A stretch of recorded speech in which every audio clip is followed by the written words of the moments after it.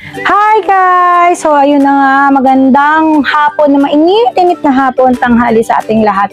So ayun guys, bumili ako napadaan kami sa may Retiro lang to, Quincy Market, I think. So yun guys, ang dami nilang mga mga imported chocolates and kung ano-ano pa na mura lang, na naka-seal. Grabe. So, example na lang natin. Ang una nating mabunot is this one. Okay, 125 na siya. Tatlo na siya, 125.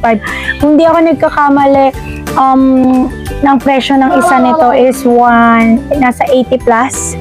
Kasi favorite to ng kids. So, yun. So, bumili kami ng dalawa, syempre. Di kami papahuli kasi mura nga siya, guys. So, ayun. Tapos, bumili kami nito ng Popping Pop. Original flavor, ayan. For the kids talaga to, guys. Kasi kami ni Ian, pag nakakita kami ng minister po pala, ng tawag dito, mamura na ganito, ng mga imported, talagang yun hinahanap namin sa mga chocolate dahil for the kids. So, dati siyang 100 plus ngayon, na lang siya, 59 pesos, ayan. So, for sure, happy na naman ang mga kiddos namin. Stop it, Topper. Huwag kang makialam. So, ito. Ayan. So, happy sila. So, 59 pesos lang to. Nasa matagal pang expiration niya. October 18, 2025 pa. So, ito. Ayan. Marami, mga nasa 30 pieces yung laman niya. So, meron din kami nito. Siyempre, Chips Ahoy Candy Blast. Ayan. Favorite kasi ito ni Ian. So, yun. Ayun. Tapos, ano pa ba? Mahilig talaga kami sa chocolate. Yung family namin, mahilig sa tsokolate. So, ito, guys. Ito, napakamahal nitong Tostitos. Yan. Creamy spinach to. Sobrang mura lang dun, 125 pesos lang. So, yun ang ginagawa namin. Yung best friend ko nagturo sa akin ito. Bili ka lang nito, tapos bili ka ng nachos chips. So, ayun na. Ready to eat na! Ayan. So, akin yan, actually.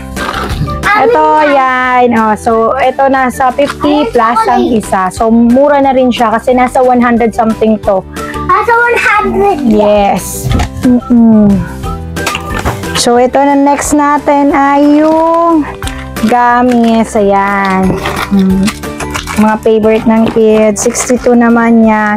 At itong mga burger, yan. Mahilig talaga kami ni Ian magpasalubong for the kids. So, yan. Ganyan sila. Okay. So, ito yung Dubai Chocolate Hazelnut. Mamaya i-unbox natin to. At gagawa rin tayo ng video about this one. Kung ano talaga yung lasa niya. Pero, from Dubai talaga tong product na to ngayon, Hindi siya from made in Kineme, ganyan. Diba may mga made in Kineme, tapos from ganito, ganyan. Pero ito, made Dubai talaga. Ayan nakalagay yun. So, 926 pa expiration niya. So, mamaya try natin yan. And the M&M. So, mura lang din to. So, ayun guys. Punta na kayo. Malapit lang to sa Retiro McDo. Ayan. Quincy. Kasi nag-park kami doon, Quincy Marketplace. So, ayun guys, sana nagustuhan nyo ang aking mga pasabog na para sa kids. At kung saan ka makakabili ng mga favorite natin ng mga kids natin. Siyempre, ang mga kids natin, sila ang ating love of my life. So, if the kids is happy, mommy and daddy is happy too. Please like and subscribe and share. Bye!